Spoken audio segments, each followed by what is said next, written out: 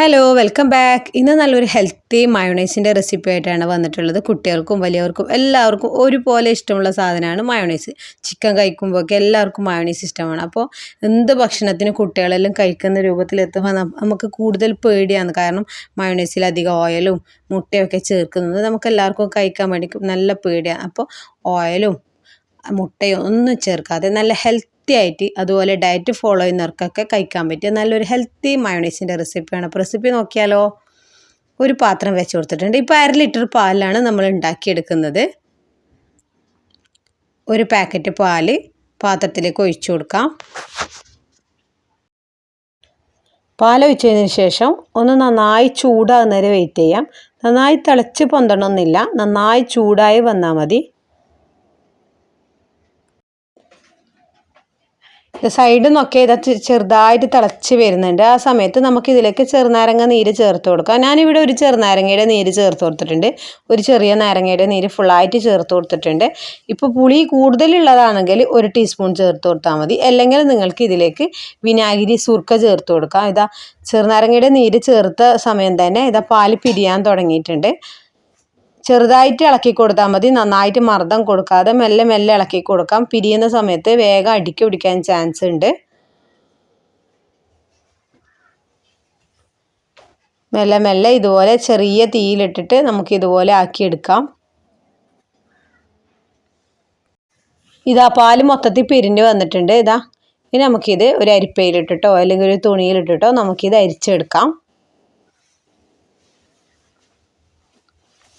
ഞാനിവിടെ ഒരു തുണി വിരിച്ചു കൊടുത്തിട്ടുണ്ട്. അതിലേക്കിട്ട് നമുക്കിത് അരിച്ചെടുക്കാം.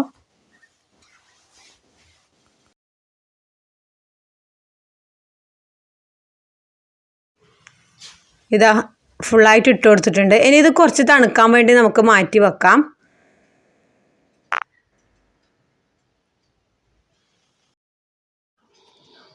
ഇത് പനീർ എടുത്തതിന് ശേഷമുള്ള വെള്ളമാണ്. ഇത് കളയരുത്. നല്ല പ്രോട്ടീൻ റിച്ച് വാട്ടറാണ്.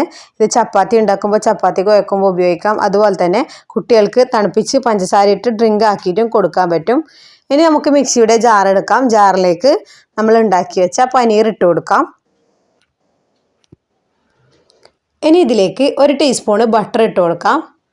അതുപോലെ തന്നെ വെളുത്തുള്ളി നിങ്ങൾക്ക് അധികം വേണമെങ്കിൽ അധികം ചേർത്ത് കൊടുക്കാം. ഞാനിതിലേക്ക് 1 അല്ലി വെളുത്തുള്ളി മാത്രമാണ് ചേർത്ത് കൊടുത്തിട്ടുള്ളത്. കൂടുതൽ ഫ്ലേവർ ആവശ്യമുള്ളവർ അങ്ങനെ ചേർത്ത് കൊടുക്കാം. പിന്നെ അതുപോലെ തന്നെ പാല് 1 ടീസ്പൂൺ പാൽ ആദ്യം ഒഴിച്ചു കൊടുക്കാം. അതിനുശേഷം പാൽ ഇനിയും ആവശ്യമുണ്ടെങ്കിൽ നമുക്ക് ഇനിയും ചേർത്ത് കൊടുക്കാം.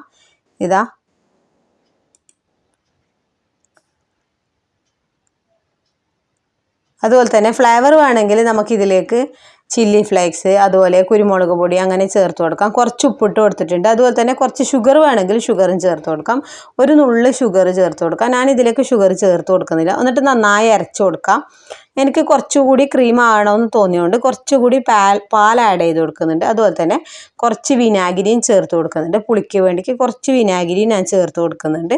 എന്നിട്ട് നന്നായിട്ടൊന്ന് ബ്ലെൻഡ് ചെയ്ത് കൊടുക്കാം. അതുപോലെ തന്നെ പാലിന് പകരം നിങ്ങളുടെ കയ്യിൽ ഫ്രഷ് ക്രീം ഉണ്ടെങ്കിൽ ഫ്രഷ് ക്രീം ഇതിലേക്ക് ചേർത്ത് കൊടുത്താൽ നല്ല ക്രീമി ആയിട്ട് കിട്ടും.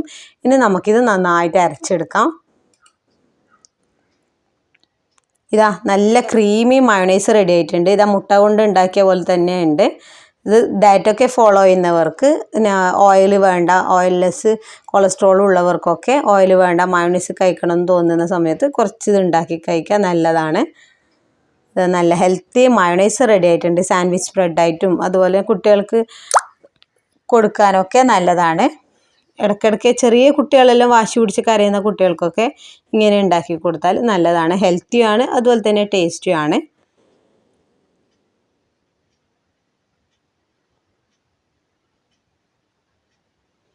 ചെറിയൊരു ഡെക്കറേഷൻ ചെയ്തിട്ടുണ്ട്. ഒരു മല്ലിയിൽ വെച്ച് നമുക്കിതൊന്ന് ഡെക്കറേഷൻ ചെയ്തെടുക്കാം.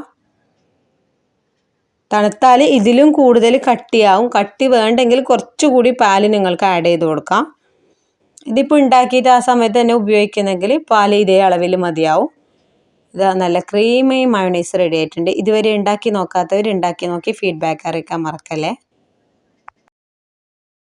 അതുപോലെ കാഷ്യൂനട്ട് വെച്ചിട്ടുള്ള മയോണൈസും നമ്മളെ ചാനലിൽ ഉണ്ടാക്കി കാണിച്ചിട്ടുണ്ട്. ഉണ്ടാക്കി നോക്കാത്തവർ ഉണ്ടാക്കി നോക്കാം. അതുപോലെ തന്നെ ചാനൽ ആദ്യമായിട്ട് കാണുന്നവരാണെങ്കിൽ പ്ലീസ് ഒന്ന് സബ്സ്ക്രൈബ് ചെയ്ത് സപ്പോർട്ട് ചെയ്യുക. ഫ്രണ്ട്സിനും ഫാമിലിക്കൊക്കെ ഷെയർ ചെയ്യുക. Okay, by.